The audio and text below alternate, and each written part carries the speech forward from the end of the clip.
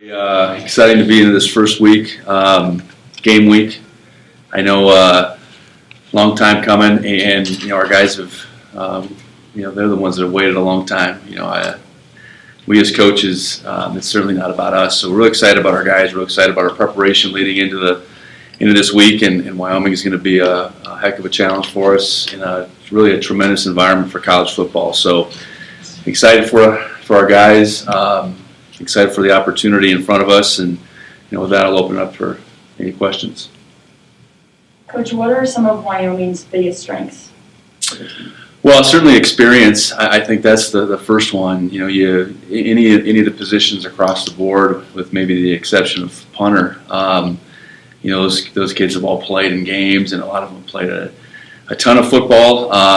They have depth because of all that experience, and I think that would be the first thing. I think offensively, from a running perspective, Xavier Valladay is a tremendous back, but there's a couple guys behind him, Trey Smith,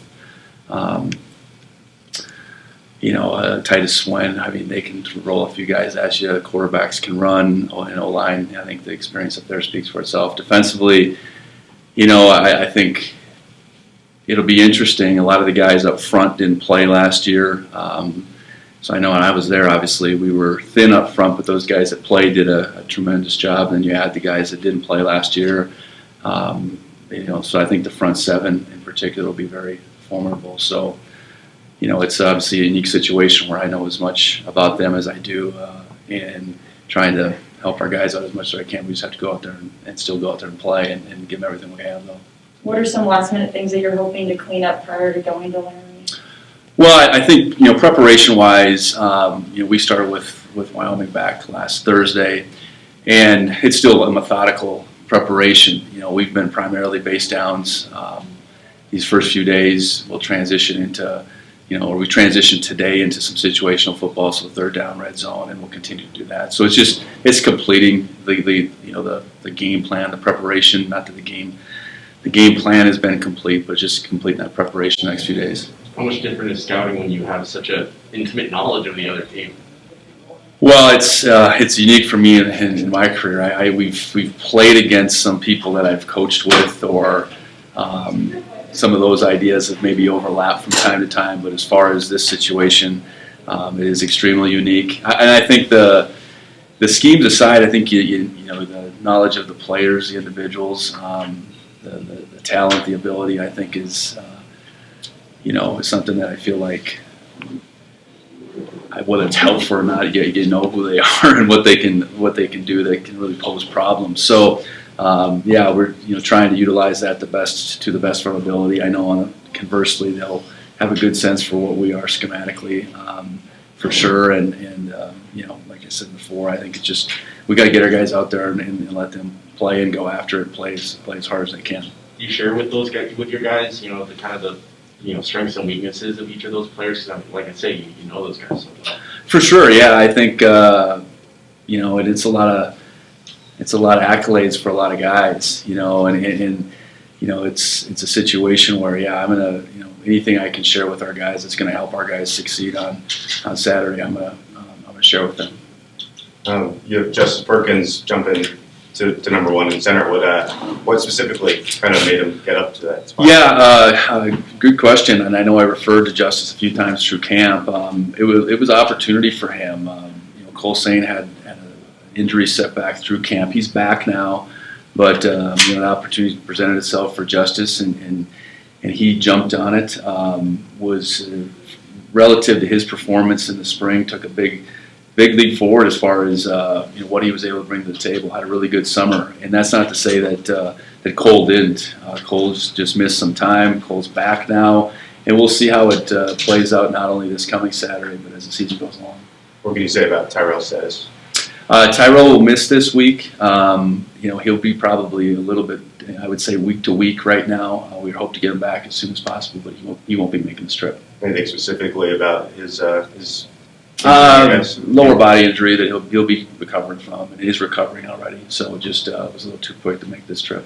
And obviously that now Ty is in his spot, and Trey is in Ty's old spot. What can you kind of say about those two?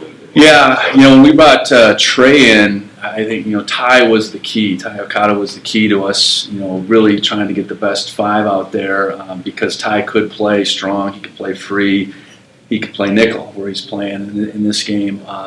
Obviously, a guy like Tyrell has the ability to play corner as well as nickel.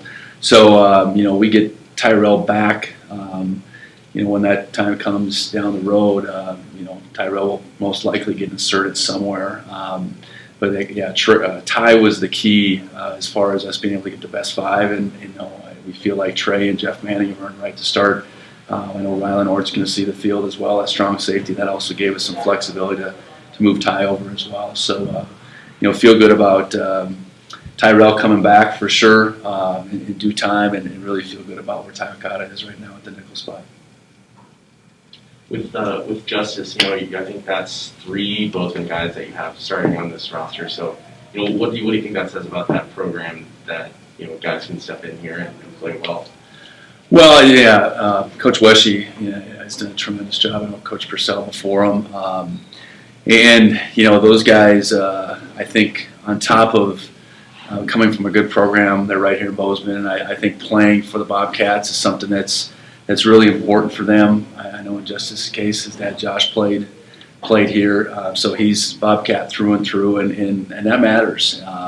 It matters about your commitment to the program. It matters, I think how quickly you adapt. I think it's twofold. Not only is the Hawks program been very successful under Coach Wesche, and they've won a lot of games. I think they know how to play football the right way, and then also. The fact that those guys are Cats fans from day one. What stands out to you about Justice's skill set? What does he bring? He's very athletic, quick, quick first step in particular, and that's important at the center position. Centers can come in all shapes and sizes. I know adversely on the other side, Keegan Kreider's a really big individual that had played for us at Wyoming and is still there. Those are you put those 2 guys next to each other, they wouldn't look anything alike. But I think with Justice, it's his quickness, and like I said, he had a really good summer. So strength-wise, I think his strength caught up with that athleticism, and has put himself in position to earn a right to get on the game field.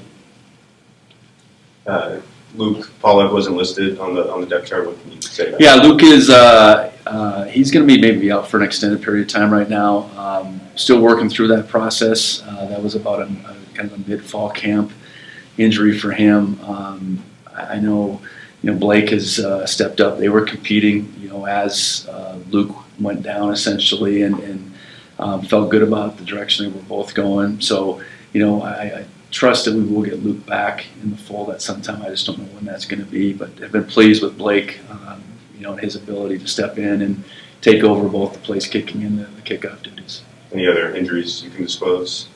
Nate Stewart, is on the list listed as well. Nate will be out for an extended period of time. But those 3, Nate, Tyrell, and Luke, are really the ones right now. I noticed Blake Hill is ahead of Byron Rollins on the D-tackle depth chart. What is specifically about Blake made him? I think we put 2 deep on the interior. I do think we have the ability to play 5 or 6, and Byron would be in that mix. But I think with Blake, we brought him for a good reason. We thought he could add to our depth. We thought he could make an immediate impact. Strong, moves real well. I think has played. And one of the things that really jumped out at us off his film at Tarleton in particular was he played with a tremendous motor, and he's shown that. As he's become more and more comfortable in these weeks leading up to this first game with the scheme, he's continued to show the things that we hoped he would. Good strength, good movement, and then just to be able to play really hard, and that's so important up front. Yeah, he's bounced around so much. I mean, everybody's obviously hungry to get out there, but I imagine him, with all the schools he's been to, is probably especially up there, right? Yeah, I think finding his way and finding home has been a challenge for him, more so than most, this being his 4th landing spot, but I do think he's fit in well. I know he's got a number of years left, so hopefully this is just the beginning of a long steady career here at Montana State. In place of Nate, it looks like Andrew Patterson. What can you say about him? What's impressed you about him? Yeah, Andrew is one of two true freshmen that we're bringing along on the trip. Simeon ordered at corner would be the other, and those two guys pretty early on. You know, I think those are two positions, corner and receiver, where guys can play early. But from a skill set perspective, you know, Andrew's showing his ability to catch the ball first, to really pick things up pretty quickly. And, you know, I know we got him the ball a few times in that first scrimmage, and he was able to be electric with the ball in his hands. So, you know, he became an early, I guess, target as far as this true freshman that could help us. And you know, I'm sure he'll show up on special teams as well. So pleased with Andrew's progression and Simeon's as well. Do you expect to forego the red shirts for those guys, or is that kind of play it by ears? Yeah, you know, I think at this point we would be looking at being a long-term decision for both of them, barring something unforeseen right now, which could happen. That 4-game rule does protect you against whatever unforeseen might be, but I think we'd anticipate that both those guys will be making all the trips and contributing throughout the year. We talked about the layoff and how long it's been. I mean, now that it's game week, and what do you sense from you guys? I mean, just specifically how hungry they are now to get back in the field. Yeah, you know, I think when we flipped to Wyoming on Thursday, there was a buzz, I think, but even more so today that we're in game week. You know, and that's not to say there's a little bit of uncertainty as well. It's been a long time, and we have plenty of guys that haven't played, so we're going to have to work through that, you know, balancing that excitement, because excitement can only carry you so far. We need our guys going into this game feeling confident, you know, and breaking through some of that uncertainty. You know, those guys that either haven't, you know, played in a long time or the new guys that haven't played at all. I think that's what the rest of this week is for, is to continue to prepare us to continue to gain confidence in what we're doing.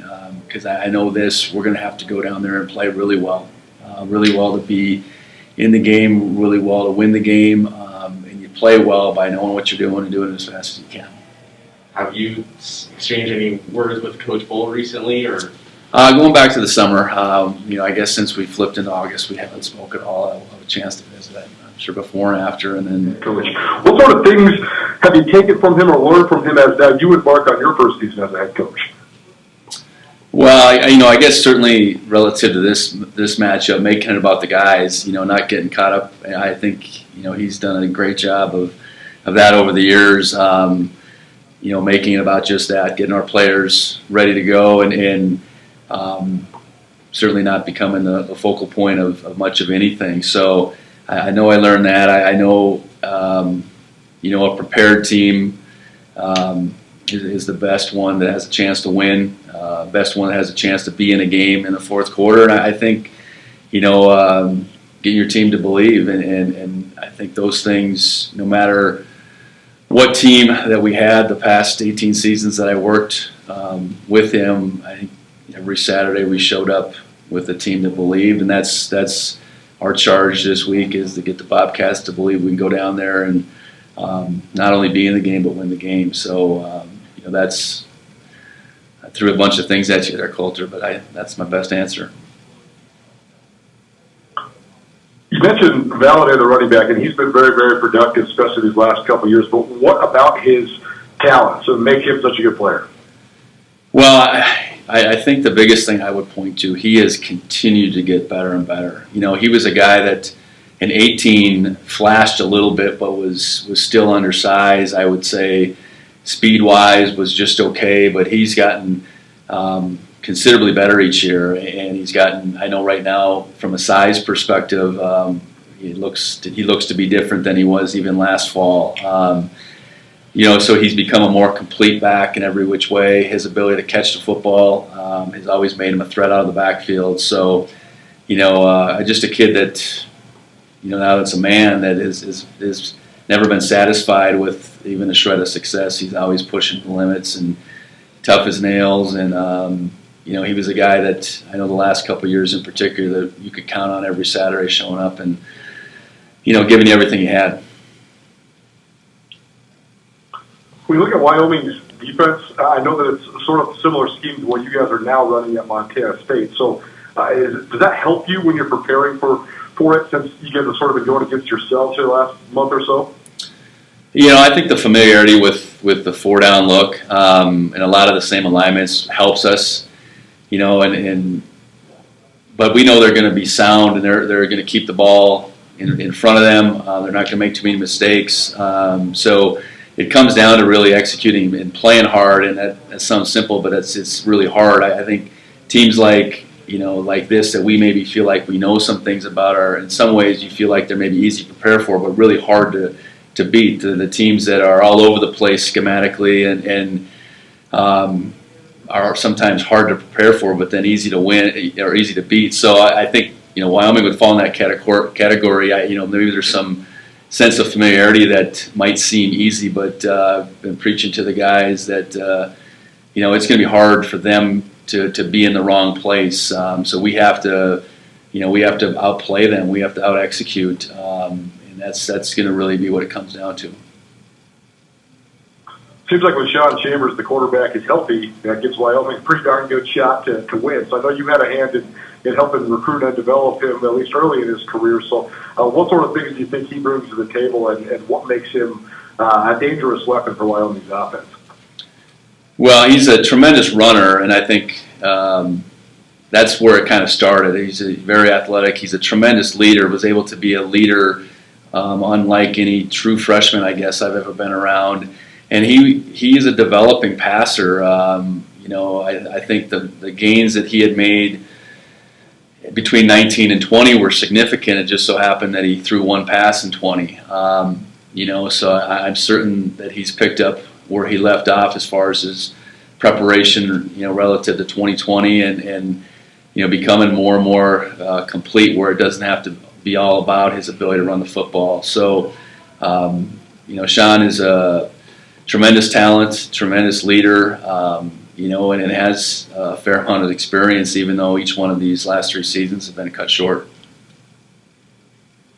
And Chad Bumma is the guy that stands out defensively, but it seems like where he's from in Colorado there, it seems like there's a lot of good linebackers in that area. So I guess 2-part question, what do you think makes Bumma really good for Wyoming, but also why do you think it is that it's sort of regionally it seems like Wyoming can get guys like that quite often, because it seems like there's a lot of good ones, especially at that position, just in the general area? Well, Chad can really run. I think that's the thing that to me separates him. Chad's dad played for the Pokes, and he's from Wyoming. Chad grew up in Denver, so he had the cowboy blood in him from a young age, but was a guy I think that needed to be developed still. So I think going back to recruiting, he was a little bit on the light side, but I think both his knowledge of our program and his developmental potential, I think, was the attractive nature. And I think that's probably, you referenced the area, Logan Wilson, not too much different out of Casper, who was a developing guy. He played receiver and corner, and Logan preceded Chad at that Mike position. So, I think there's just, I think that's part of the success of Wyoming. And the success of Coach Bohl as a head coach, just being able to identify guys that have the capacity and the desire to develop into something that can become this guy like Chad, who is a bona fide pro prospect here going into 21, and it's well deserved. Chad's a great person beyond his ability on the football field, and I'm sure his leadership role has continued to grow. So. He's definitely a guy that's high on that list that we'll have to keep tabs on for sure. A couple more for me, Coach. Thanks for taking so much time. I'm doing stories on both your coordinators and sort of their debuts, calling plays at Division I level. So I'll start with Taylor Houtside. I know that you really like his energy and his innovative ideas, but how do you think he's navigated his first 6 or 7 months running an offense? And has it been like you expected it would be? Yeah, I've appreciated Taylor coming in and stepping into that leadership role. And that leadership role isn't just, I think it gets viewed as it's just the players, but it's a coaching staff as well. And I think he's done a tremendous job. He's coaching with 4 guys that were on the previous staff. Listening to a head coach who was a coordinator for the last 12 years. So he's handled those, I think, both sides of that very well. Working with the staff, listening to their ideas, listening to my thoughts as we've gone through it, and I think really pleased with just that's not necessarily an easy thing to do. There's got to be a planned out maturity that goes along with it. And Taylor's done that to my liking to this point, and I think we got an offense that is within the range of what I want as a head coach, and I think we have a chance to really play to our strengths throughout the season. I think he's like you said, he's innovative, but I think he still understands that football's won. With simple things too, with being fundamentally sound, being more physical, and that's how I see the game as well. Yeah, it seems like Coach Bakes has a pretty darn good gauge on what the defense needs, particularly from an energy level, but also just in terms of adjusting personnel, things like that. So what have you thought of his first 6 or 7 months on the job? Yeah, much like Taylor, I think it's, ready for this job, ready for this task to lead, not only a group of players, but a staff, and really implementing a new scheme that had some carryover, but at the same time, it was, it was quite different than before, and that's, a couple coaches a part of that, and certainly a lot of players, and, I think the thing about Freddie is, I think he knows what he wants, and he can communicate that with both the coaches and the players very well, and very meticulous, very detail oriented, and I think to play great defense you need that. You can't just gloss over things. Whether that's in your preparation, whether that's studying your opponents, whether it's on the practice field with just the little things. Freddie's got a really keen eye for how this defense is supposed to look, and doesn't let anything slip. So I think that's what I've appreciated about him, and I think he's going to have a group of guys that are going to be in the right place and play really hard, and that's you do that, you got a chance to have success. And when you look at it, there's 3 new coordinators, because you're no longer at Wyoming as well. Tim Polasek at Wyoming, and I think the DC Wyoming, second year there as well. So what do you think that dynamic's like? The fact that you're going to have 3 guys calling plays for their teams for the first time. Yeah, it's that doesn't happen all too often, where it's that much new on the side of play calling. Tim's called plays before at North Dakota State. He hasn't called. That was post Coach Bowl, but he coached with us at NDSU. So I'm certain that Tim's brought some new ideas, whether it's his experience at Iowa or even his time after we left NDSU. So I'm sure he's made some changes, but I'd imagine, they're still going to be grounded in the very same principles, because that, in a lot of ways, is Coach Bull more than it is myself over the last dozen years. And I know Jay on defense. I really appreciated an opportunity working with Jay. Very, very fundamental, very sound in his thinking on defense. It was a weird year last year in 2020. You typically get to know, a new coach pretty well over the course of the year, but with COVID and Zoom and no spring ball and very limited fall camp, we didn't go against each other as much as we typically would have. But really appreciate who Jay was as a person and a coach, and there's a reason that Coach Bull chose him when he had a hole to replace the previous year. I think Jay fit in really well and had them going certainly the right direction in 20, and I'm certain they will in 21 really be really good on defense. And last question for me, Coach. Thanks again for taking the time. The War Memorial Stadium, I'm excited to check it out. I've never been to a game there, but how would you describe it? I mean, does it compare to other venues? I know you've coached around the Missouri Valley and even the Big Sky a little bit, and also obviously the Mountain West. But what do you think of the venue? How does it stack up, and what do you expect the atmosphere to be like on Saturday? I think it'll be a tremendous atmosphere. It's Last year was partial fans for the 2 home games that were played there. So it's been a long time for the majority of fans in Wyoming. You know, these early September games were always tremendous crowds. I suspect that'll be the case, and it can be a really energized environment. So that's our guys shouldn't have any misgivings that this isn't going to be electric. This isn't going to be an adverse situation where you got a big crowd that's going to be pulling for their team and certainly rooting against you. So yeah, a passionate fan base in Wyoming, and they come from all corners of the state.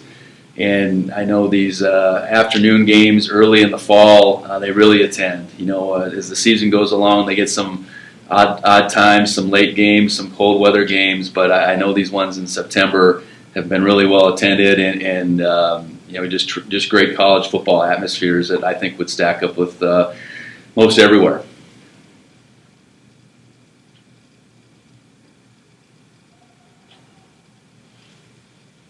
You good, Coulter?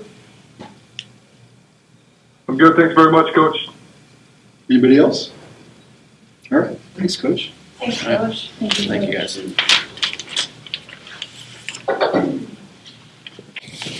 And Coach David.